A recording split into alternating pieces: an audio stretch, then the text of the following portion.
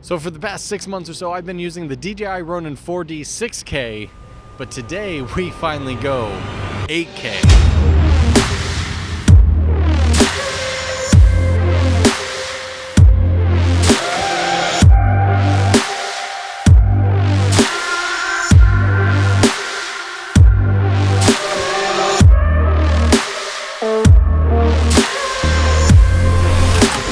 So before we get to the sensor and the gimbal, let me talk about the actual experience of using this camera as a whole, regardless of if you have the 6K or 8K option. By far, one of the best reasons to get this camera is for the insanely fast setup and teardown. I mean, yes, a lot of people point out the fact that you can go from, super smooth gimbal operation footage to handheld footage very quickly in the matter of just flipping a switch and locking the axes. A lot of people don't talk about the case that it comes with, or even if you have your own case that you can fit this into, just how fast you can take it out and set it up and tear it down as a cinema camera. While there is a variety of people that can use this camera, I think the best use for this is solo operators, which is obviously what I can speak to the most. If you're like me and you enjoy that balance of full manual control that cinema cameras give you, but then being able to pop in full autofocus even with using cine lenses with the LiDAR system, or active track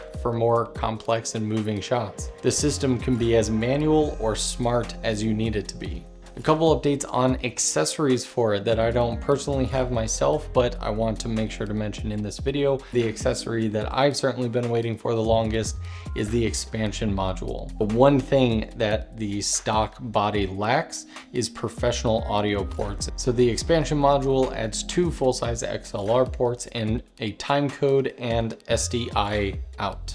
And of course, this is in addition to the ports you already have, the 3.5mm headphone and mic jack, as well as a full-size HDMI out, and your USB Type-C port on this side. Interrupting myself real quick, DaVinci Resolve people, I'm going to be talking about a pretty weird workflow about how ProRes RAW and DaVinci Resolve can work together, or how to round trip, and I'm adding a video for that in my DaVinci Resolve course. And for the next 72 hours, I'm going to make my course 50% off, ultra affordable for anyone out there trying to learn Resolve or switch from Premiere or Final Cut. And anyone who joins is going to get a free desktop kind of wallpaper pack filled with 8K stills from this video. So if you want to learn and get some awesome 8K stills, then definitely check that out in the link in the description below. Now, in terms of lenses that you'll see throughout this video, and the only lenses I've really used on this camera throughout my time having it, is of course the DJI 17-28. This is built specifically for this camera.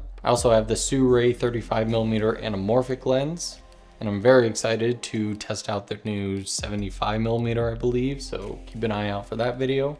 And I've adapted my EF IRIX Cine lenses, which I can't use the gimbal because they're just way too heavy, but I still use it locked off, and I have used those lenses a ton on this camera, proving that you can still use heavier cinema lenses. But of course, let's talk about today's big announcement, the Ronin 4D 8K. Now, on the outside, the only way that you can tell between the 6K and 8K is around the sensor head here is a red ring.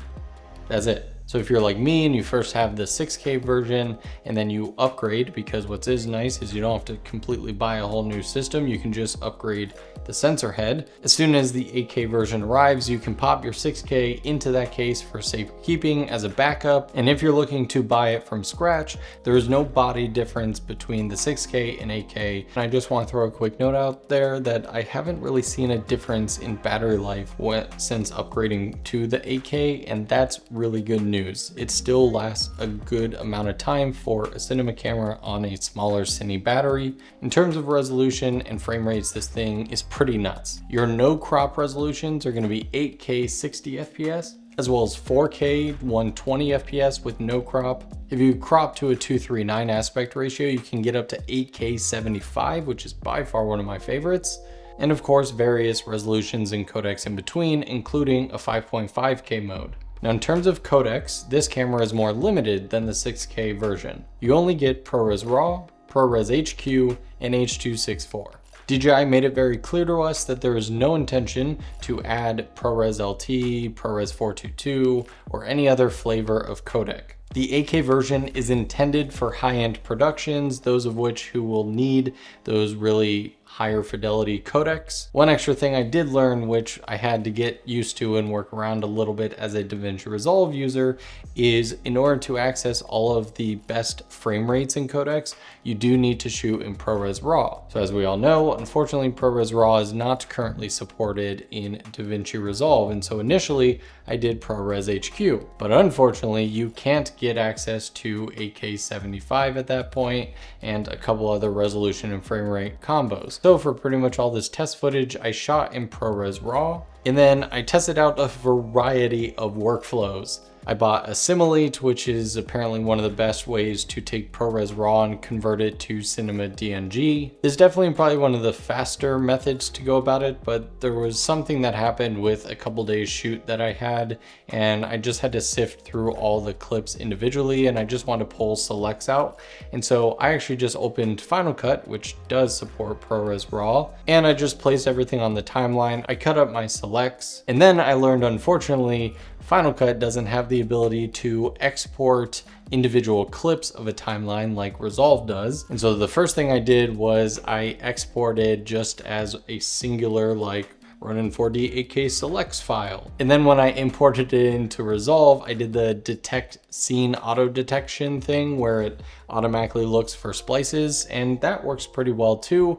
You kind of have to go in and manually add a bunch of the cut clips because it's not perfect. So that's a little time consuming, but if you prefer that method, I ended up also using the range selection tool on Final Cut and just range select a single clip, export that, range select the next clip, export that, range, and I did that for 160 clips. So I just did that when a movie was playing in the background.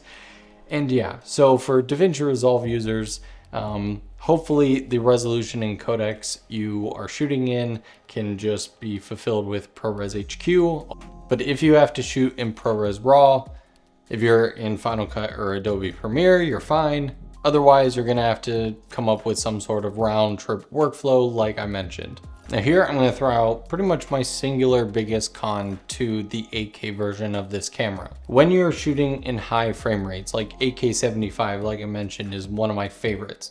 When you hit record, focus peaking is no longer allowed. There's some part of the camera that is not able to write 8K 75 and monitor the data of accurate, proper focus peaking at the same time. Most of the time I didn't find this an issue, as in I'm using the AF autofocus, which is extremely accurate, or I'm pulling focus and I have a good eye. And again, this camera is intended for much larger productions. So if you are transmitting out to another person who has a secondary monitor and they have monitoring controls on their monitor, obviously they can look at focus peaking on that device, and just the camera operator is not gonna have focus peaking. If you go down to 8K 24, 30, stuff like that, you can still have focus peaking turned on. It's just those higher frame rates that it turned off for me. But let's talk about one of the biggest new features of this sensor, and it is called Enhanced Dynamic Range. So the dynamic range is already very good on this camera. Similar to the 6K,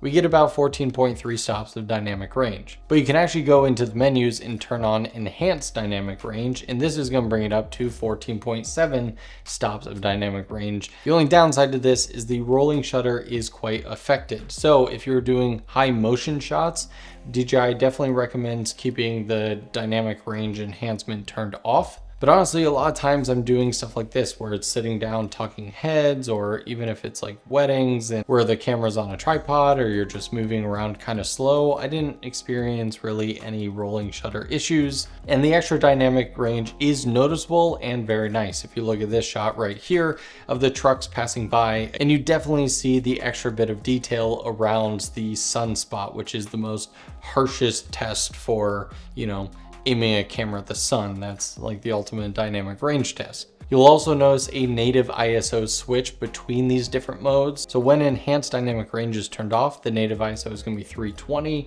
and 1600. And with enhanced dynamic range turned on, it's going to be 800 and 4000, which is more similar to what we found on the 6K. Now between the 6K and 8K model, I will say that I think the 6K just has larger pixels, I think is a little bit better in low light. I've used that at the max ISO of 12,800, 10,000, and that thing really creates a usable image at those really high ISOs. The 8K version definitely holds up as well, but I just think I do start to see a little bit more color noise, and it takes a little bit more noise reduction than the 6K version. Now for a lot of this sample footage, I ended up driving up to Chicago and meeting up with 𝗖𝗛𝗘𝗖𝗞, who is a fantastic creator who you all should be subscribed to and already following. But he recently got the red Komodo X, which is a very cool and popular cinema camera nowadays. And so DJI asked to kind of get some side-by-side sample footage to see that this thing can truly hang with all types of cinema cameras out there.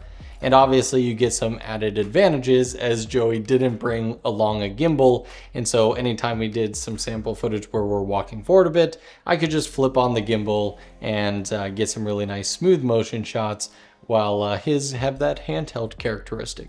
The red Komodo, I believe, boasts around 16 and a half stops of dynamic range, but this thing really holds up even at 14.3 or 14.7. The color science has also greatly been improved and I think looks really nice. And the D-Log is so versatile, you can really match this to pretty much any camera out there nowadays. As I mentioned before, the 17-28 is probably the main lens I've been testing this camera on, and it is incredibly sharp. They definitely future-proof themselves as they know that the 8K version was coming. And so if you own this lens, you'll get a very nice sharp image at 17 or 28 in every focal length in between. Popping on my 𝗖𝗛𝗘 Cine lenses, I too feel the same sharpness as all those lenses are rated for 8K images. One thing that I want to make sure to mention, and this is a huge thanks to Josh Yeo from Make Art Now, because I am stupid and created this problem for myself, but I'm sure there's other 4D users out there who maybe did this as well, so I'm not alone. So when DJI announced the 17-28, they talked about how it's parfocal, which means that you can be in focus at 17 and then zoom in, and at 28, that subject is still gonna be in focus without having to adjust focus at all. And since it was made for this camera, they mentioned how you don't need to calibrate the lens at all. At some point, maybe I thought I wasn't focusing right or whatever, and I was like, well, I know I don't need to calibrate it, but what can that hurt? So I went into the calibrate lens menu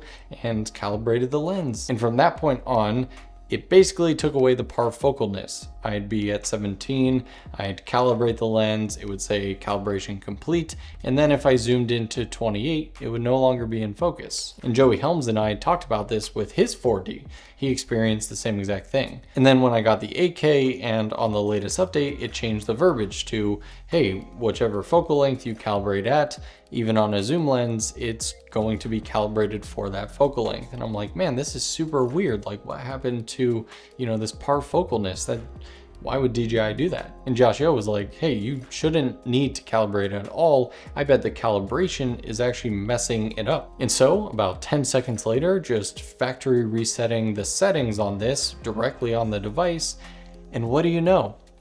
Parfocal lens again. So for anyone who owns the 17-28, not only do you not need to calibrate the lens, don't calibrate the lens.